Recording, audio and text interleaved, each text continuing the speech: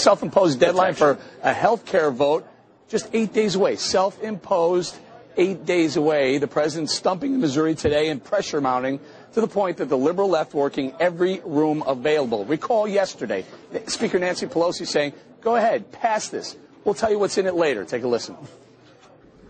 You've heard about the controversies within the bill, the process about the bill, one of the items. But I don't know if you have heard that it is a legislation for the future. Not just about health care for America, but about a healthier America. But we have to pass the bill so that you can find out what is in it away from the fog of the controversy. All right, so we beat her up for that yesterday. I wanted to play it again because today, Mr. Mike Pence, the Republican from Indiana, didn't really trust Pelosi. Take a listen to this. It is truly astonishing that the Speaker of the House said yesterday here in Washington, D.C., that we need to pass the bill so we can find out what's in it. Madam Speaker, the American people know what's in this bill, and they don't want it. Maybe Mr. Pence was watching Happy Hour yesterday. He agrees with us. So, with so many votes to get and so little time, let's get Representative Roy Blunt's take. He's a Republican from Missouri, home state of where Mr. Obama is right now, sir. Well, what about it? Nancy Pelosi wants the no votes or the undecided votes. So go ahead, pass this thing. We'll figure it out. What advice would you give to your Democratic colleagues? Well, it seems like to me that that's about as weak a selling point as you could possibly have. But they've gotten themselves in a very bad position. The president, in his speech a few minutes from now, will have given 52 speeches as president on health care. He thought at the State of the Union message still that, well, he said it may be my fault. People just don't understand this yet.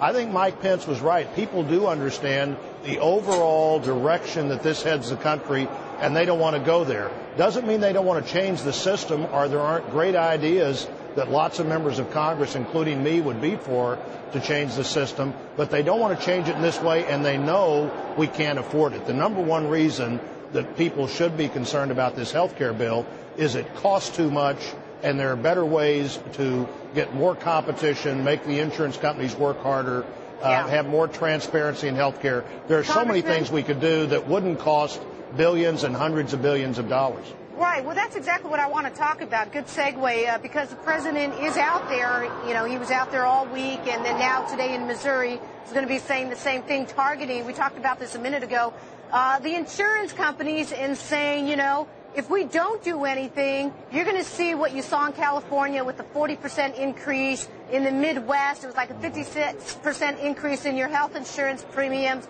Companies are telling us on the show all the time they're getting hit with higher insurance premiums as well. They may not be able to cover as much for us employees. How do you counter that argument? Because, boy, you know, a lot of people want to buy into that. They're scared. If you guys don't do something, we're going to be facing a 40% increase in my health insurance premium come next year. Well, access to coverage does matter. The only bill anybody's offered on either the House or the Senate floor was the Republican alternative in the House, which the Congressional Budget Office said would lower insurance coverage for everybody, big group, medium-sized group, small group, people who buy as individuals, because we did equalize the tax treatment, as you were talking about earlier in that bill. We did medical liability reform. We did associated health plans so that the little restaurant could become part of the Missouri Restaurant Association or the National Federation of Independent Business. We did buying across state lines.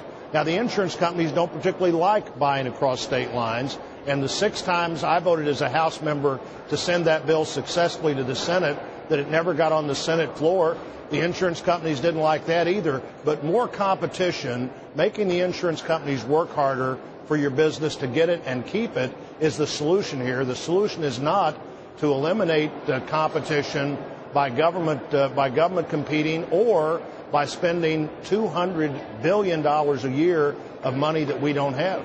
Congressman, you mentioned $200 billion, and that's a lot of money, and we don't want you guys to spend it. And you mentioned the fact that the American public doesn't want what's in this bill, but there are senators and congressmen who do want certain things in this bill.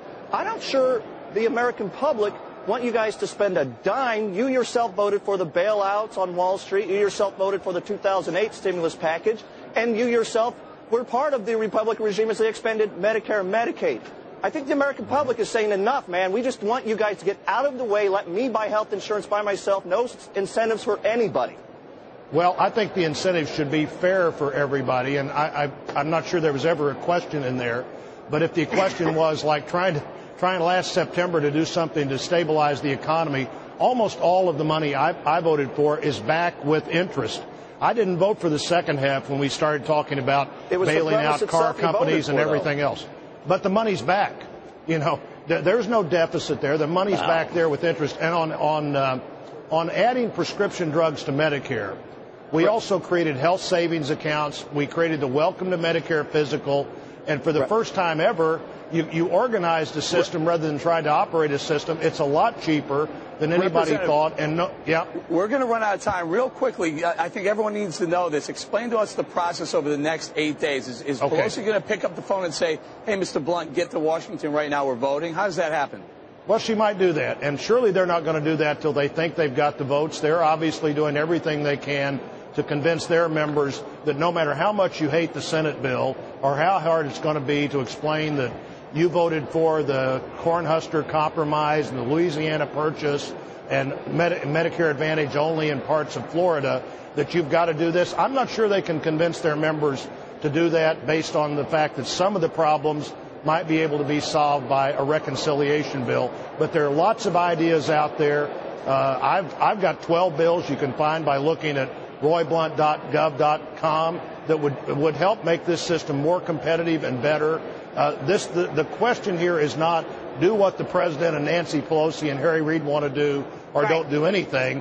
It's do things that make sense for fixing what's broken but keeping what's working in a system that the underlying parts of which are the best health care delivery system in the world. All right. Congressman Roy Blunt, we'll leave it there from Missouri. Thank you very much for joining us for Happy